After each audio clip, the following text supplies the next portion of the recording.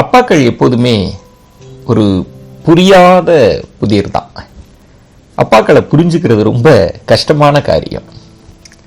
ஒரு தனியார் நிகழ்ச்சி, அதில் ஒரு பொண்ணு கலந்துக்கிறா. அந்த பொண்ணுகிட்ட தொகுப்பாளர் சொல்கிறாங்க, இப்போ நீ என்ன பண்ணுறன்னா உங்கள் அம்மாவுக்கு ஃபோன் பண்ணு, உங்கள் அப்பாவுக்கு ஃபோன் பண்ணு, ஐ லவ் யூ, எனக்கு உங்களை ரொம்ப பிடிக்கும் அப்படின்னு சொல்லணும் அப்படின்னு சொல்கிறாங்க. அந்த பொண்ணும் அவங்க அம்மாவுக்கு ஃபோன் பண்ணுறா. சொல்டி அப்படின்றாங்க அவங்க அம்மா. அம்மா நான் தனலட்சுமி பேசுகிறேன், சொல்டி கேட்குது அப்படின்னு. அம்மா எனக்கு உன்னை ரொம்ப பிடிக்குமா, ஐ லவ் யூமா அப்படின்னு. அம்மாவுக்கு சின்ன வெக்கம், என்னடி அப்படின்னு. இல்லைம்மா ஐ லவ் யூமா அப்படின்னு அந்த பொண்ணு சொல்லுது. உடனே அவங்க அம்மாவும் எனக்கும் உன்னை ரொம்ப பிடிக்கும்டி அப்படின்னு சொல்லிட்டு ரொம்ப சந்தோஷமாக அந்த அம்மா பேசிட்டு வைக்கிறாங்க. இப்போ திரும்ப அந்த பொண்ணு அவங்க அப்பாவுக்கு டயல் பண்ணுறா. அப்பா எடுக்கிறார்.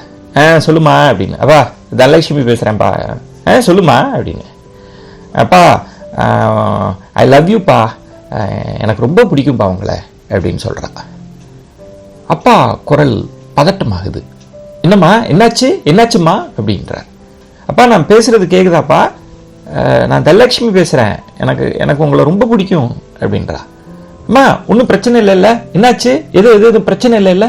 அப்பா பதட்டம் அடைகிறார்.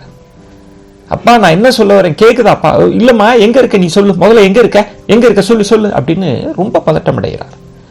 உடனே அப்புறம் தொகுப்பாளர் போய் அந்த ஃபோனை வாங்கி, சார் இந்த மாதிரி நாங்கள் டிவிலேருந்து பேசுகிறோம், உங்கள் பொண்ணு இங்கே தான் இருக்காங்கன்னாலும், இல்லை எங்கே இருக்கா சொல்லுங்க அப்படின்னு அவங்க அப்பா இன்னும் பதட்டம் அடைகிறார்.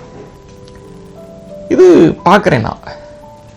யோசித்து பாருங்கள், ஒரு அம்மாவிடம் ஒரு பொண்ணு வந்து எனக்கு உன்னை ரொம்ப பிடிக்குமா, ஐ லவ் யூமா அப்படின்னு சொல்கிறப்ப அம்மா ரொம்ப இயல்பாக எடுத்துக்கிறாங்க. காரணம் அங்கே அந்த அன்பு அவ்வப்போது பரிமாறப்பட்டிருக்கிறது. ஆனால் ஒரு அப்பாட்ட வந்து அப்பா எனக்கு உங்களை ரொம்ப பிடிக்கும்னு சொல்கிறப்ப அது பரிமாறப்படலை. அப்பா பதட்டம் அடைகிறார். ஏன்னா இது வரைக்கும் அந்த பொண்ணு அப்படி பேசினதே இல்லை, ஐ லவ் யூ சொன்னதில்லை, அப்பா உன்னை பிடிக்கும்னு சொன்னதில்லை. நான் யோசித்து பார்க்குறேன், அப்பாக்களின் புரியாத புதிர். நம்ம குடும்பங்களில் அப்பா ரொம்ப கடுமையாக இருப்பார், கோபமாக இருப்பார், ரொம்ப பேச மாட்டோம், எது வேணும்னாலும் அந்த அம்மாட்ட தான் சொல்லுவோம். என்ன இவர் இப்படி பேசுகிறாரு, அதெல்லாம் சரி கிடையாது அப்படின்னு அம்மாட்ட தான் குறை சொல்லுவோம். அப்பாக்களிடம் அன்பு பரிமாறப்படுவதே இல்லை, பகிர்ந்து கொள்ளப்படுவதே இல்லை.